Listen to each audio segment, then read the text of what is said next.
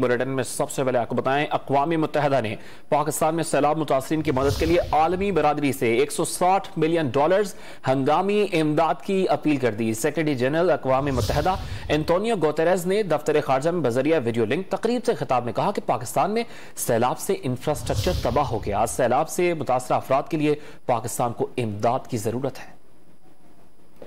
The climate catastrophe has killed more than 1,000 people, with many more injured.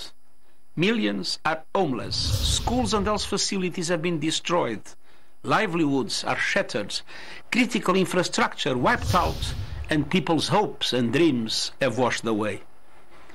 The United Nations is issuing a flash appeal for $160 million to support the response led by the government of Pakistan. The government of Pakistan has asked for the international community's help.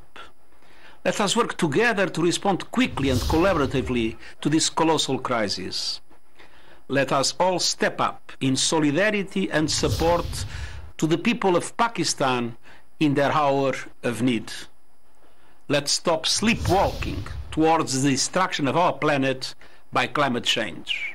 Today, it is Pakistan. Tomorrow, it could be your country.